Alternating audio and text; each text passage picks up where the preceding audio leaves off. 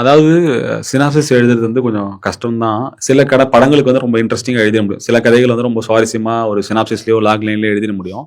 சில கதைகளுக்கு வந்து எழுத முடியாது. நீங்க சும்மா டூரிஸ்ட் ஃபேமிலிக்கு வந்து என்ன சினாப்சிஸ் எழுத முடியும்? என்ன லாக் லைன் எழுத முடியும்னு சொல்லுங்களேன். இப்ப அத வச்சு நான் என்ன ஜட்ஜ் பண்ணி அந்த கதைய நான் கூட்டு கேட்டுருப்பேன்றதான் விஷயம்.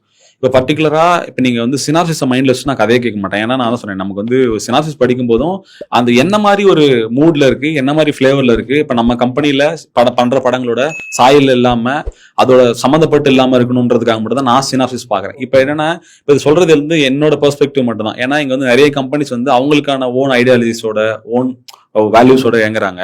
இப்ப இது என்னோட பெர்ஸ்பெக்டிவ் மட்டும் தான். இப்ப நான் வந்து சினாப்சிஸ பாக்குறது வந்து நான் ஆல்ரெடி என்னோட கம்பெனில பண்ற படங்களோட சாயல் இல்லாமையோ அதை சம்மந்தப்படுத்தி நான் பாக்குறேன். இப்ப அந்த சினாப்சிஸ்ல இருக்க கேரக்டர்ஸோ அதுல இருக்க சம்பவங்களோ சுவாரஸ்யமா இருந்துச்சுன்னா நாங்க கூட்டு கதை கேட்கறோம்ன்றது இருக்கு. இப்ப நம்ம வந்து என்னோட கதை வந்து நீங்க சொன்னீங்களா தொடர்ந்து ஒரு 3 லவ் இருக்கு. இப்ப நம்ம இது மாதிரி நிறைய படங்கள் லவ் பார்த்திருக்கோம். இப்ப அதுல இருந்து என்ன புதுசா இருக்குன்றதுதான். இப்ப நீங்க எழுதும் போதே என்ன பண்ணணும்னா இப்ப உங்களுக்கே தெரியுது இல்ல, இப்ப வந்து 3 இது மாதிரி நிறைய தொடர்ந்து லவ் படங்கள்ல இந்த மாதிரி இத்தனை லவ் இருக்கு அத்தனை லவ் இருக்குன்ற படங்கள் வருது.